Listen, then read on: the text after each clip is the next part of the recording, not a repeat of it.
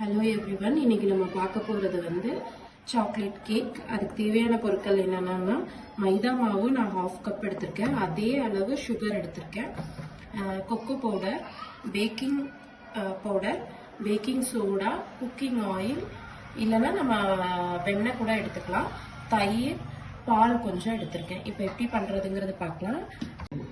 இப்போ நம்ம ஃபர்ஸ்ட் எடுத்து வச்சிருக்க சுகரை வந்து மிக்சியில போட்டு நல்லா பவுடர் பண்ணிக்கணும்.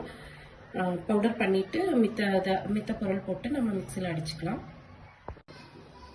இப்போ நல்லா நமக்கு பவுடர் ஆயிடுச்சு சுகர். இது கூட வந்து நம்ம எடுத்து வச்சிருக்க 1/2 கப் மைதா மாவு சேர்த்துக்கலாம்.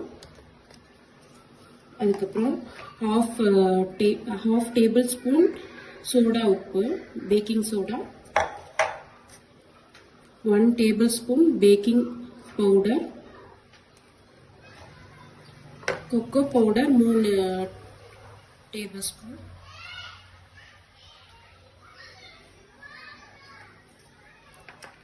cooking oil வந்து 1/2 cup ஊத்தினா போதும்.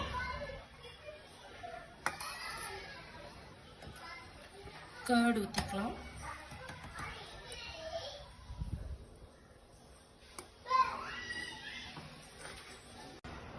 கொஞ்சம் பால் நம்ம வந்து ஆட் பண்ணிக்கலாம். இப்போ வந்து இதை மிக்சியில் நல்லா கிரைண்ட் பண்ணிட்டு எடுத்துடலாம்.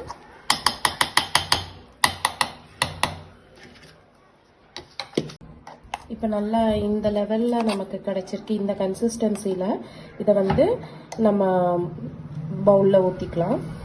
ஸோ நான் இந்த பாத்திரத்தில் வந்து எண்ணெய் தடவி வச்சுருக்கேன். இதில் வந்து பாதி அளவு ஊற்றினா போதும், ஏன்னா நமக்கு கொஞ்சம் மேலே எலும்பி வரும். ஸோ நான் பாதி அளவு ஊற்ற போகிறேன்.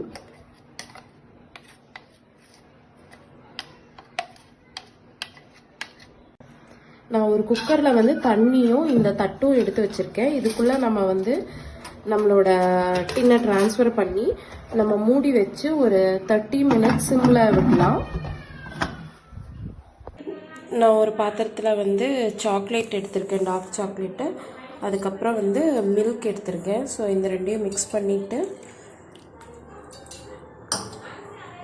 அதை வந்து ஹீட் ஆகிட்டுருக்க தண்ணி மேலே வைக்கிறேன். ஸோ இது மெல்ட் ஆகிடும் கொஞ்ச நேரத்தில். இதை வந்து நம்ம சாக்லேட் கேக் மேலே ஊற்றிக்கலாம். ஸோ 25 மினிட்ஸ் போல் நம்ம குக்கரில் வச்சு எடுத்திருக்கோம். ஒரு 10 விசில் போல் வந்திருக்கும். இப்போ வெந்திருக்கா என்னன்னு பார்க்கலாம். நல்லா எலும்பி வந்திருக்கு, நல்லா வெந்திருக்கு. ஸோ இப்போ நம்ம வந்து கொத்திடலாம். இப்போ நம்ம கேக் வந்து ட்ரான்ஸ்ஃபர் பண்ணியாச்சு, நல்லா சாஃப்டாக வந்திருக்கு. இதுக்கு மேலே கார்னிஷ் பண்ணிடலாம். நான் வந்து சாக்லேட்டை வந்து பாலில் மிக்ஸ் பண்ணி வச்சுருக்கேன், நல்லா சாஃப்டாக வந்திருக்கு. இதுக்கு மேலே அப்ளை பண்ணிக்கலாம்.